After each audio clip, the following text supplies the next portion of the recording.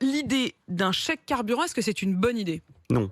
Non. Non, voilà, c'est C'est mieux que fini. rien quand même, non? La seule bonne idée qui puisse exister, c'est la baisse de la TVA à 5,5 parce que c'est facile, parce que c'est la même pour tout le monde. Là, on va encore augmenter un petit peu le clivage qui est sociétal entre celui qui va toucher le chèque, celui qui va pas le toucher, celui qui va financer via donc les carburants et donc l'impôt pour celui qui lui va se le voir offrir et ça sera peut-être légitime pour lui. C'est une mauvaise idée.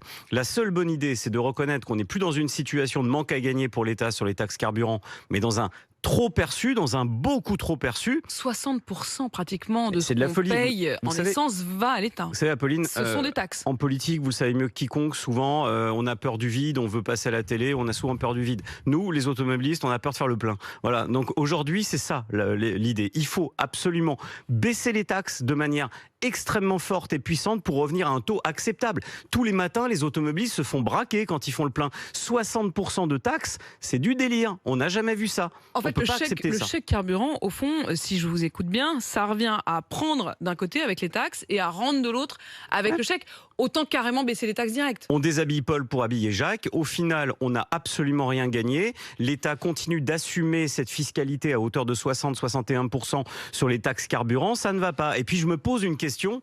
Mais franchement, il y a 3 ans, il était où Emmanuel Macron ? Parce que je me souviens de ce qui s'est passé en France. Je me souviens du coup porté par la société sur Gilets jaunes. Évidemment. Sauf que pour l'instant, ça ne prend pas. Enfin, c'est-à-dire que du côté du gouvernement, d'ailleurs, ils n'y croient pas. Ils ne redoutent pas que le pays s'enflamme. Ils ont tort ? Mais ça porte un nom, tout ça. Ça s'appelle le syndrome du poisson rouge. Voilà à peu près ce dont est victime Emmanuel Macron. Il a fait pendant 3 ans le tour du bocal, c'est-à-dire l'Élysée. Il est resté entre conseillers qui lui susurrent des choses absolument apocalyptiques. Quand j'entends des conseillers qui disent « Non, mais on va quand même pas aider les Français qui partent en SUV à la plage », je me dis « Mais on est en octobre, bientôt en novembre, monsieur Macron. Les gens, ils vont pas à la plage, ils vont au boulot, ils emmènent leurs enfants à l'école. » Et j'en ai marre aussi d'une chose. Qu'on me dise systématiquement que les déplacements essentiels, c'est voiture égale travail. Non, voiture égale travail, égale emmener les enfants à l'école, égale aussi soins hospitaliers, c'est les soins médicaux en zone rurale. La voiture, c'est l'essentiel, faire ses courses, voilà. Donc, les besoins primaires, c'est ça. Si c'est un besoin primaire, dans ce cas-là, un produit de première nécessité, on baisse la TVA à 5,5 et c'est fini.